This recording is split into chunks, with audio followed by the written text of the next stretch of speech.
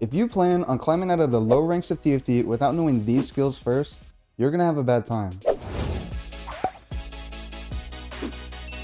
These 5 skills are perfected at the top level of TFT. However, you can start developing them now for instant improvement, no matter the current meta and no matter what comp you play. Let's start with the skill seen in the early rounds, which is how to itemize around your current board. Many players focus too much on building an undefeatable final board, but they never reach it because they lose all their HP before they even get there.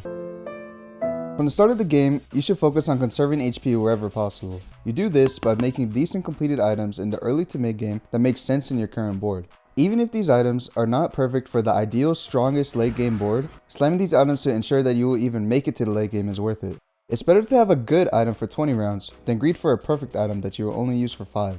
So consider slamming items early on more often if it greatly increases your current board strength. Itemizing for your current board is great for saving HP. However, to transition the strength through to later rounds, you will need to maximize your gold income. Maximizing your gold income early in the game directly relates to your future board strength, which is key for the late game. You want to hit the highest gold interval of 10 at the end of every round as often as possible.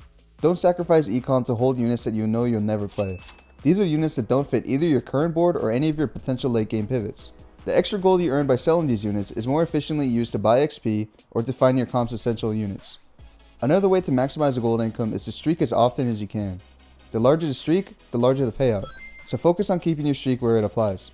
An effective streak can give you a huge gold advantage which you can use to level up and upgrade your units before the rest of the lobby does. Gold income is very important for future board strength, but means nothing if you don't know when to spend your gold. You must get familiar with when using your gold to increase your board strength has more value than saving gold for the interest. This is the case during winning streaks, power spikes, and endgames. For winning streaks, it may be worth it to level for an impactful unit or roll to upgrade a pair on your bench that would keep your streak alive. You may lose some interest gold, but you might get even more gold from the streak itself. This is a case of spending gold to earn gold and saving HP while doing it. For power spikes, you must know when it is best to roll for your comp. The lower the tier of the unit you are looking for, the lower the level you should be to roll for them, and vice versa. Reach a level that is sufficient for rolling for your team, and use your gold until they are upgraded to your liking. Endgames are the rounds where you are a loss or 2 away from your game being over. When you are this low HP, it's good to all in and get as strong as possible to maximize your chance at a top 4. It always feels bad to die with 50 gold, especially when that gold could have been used to squeeze out a better placement. A good way to decide how you should spend your gold is by checking out the rest of the lobby first, which is why you must often scout your opponents. Scouting your opponent's boards gives you an idea of how strong you are relative to the lobby. If you look at your opponent's boards and find that everyone looks weak, you might be able to play a little bit greedier than normal. If everyone looks extremely strong, you might want to consider spending some of that gold to catch up to them before you bleed out. Scouting can also help you with positioning your units, as you will be able to spot ways to protect your carries more effectively and take theirs out faster. Going beyond default positioning to line up for your specific opponents will often be the difference maker in those must-win rounds. I have the high ground. It is also good to see what comps your opponents are trying for. You can spot these comps and even start to build counters before you face them. Noticing what comps are being played also helps you decide what comp you should try for. Often you will scout and see that your comp is getting contested, which is why it is good to create backup plans.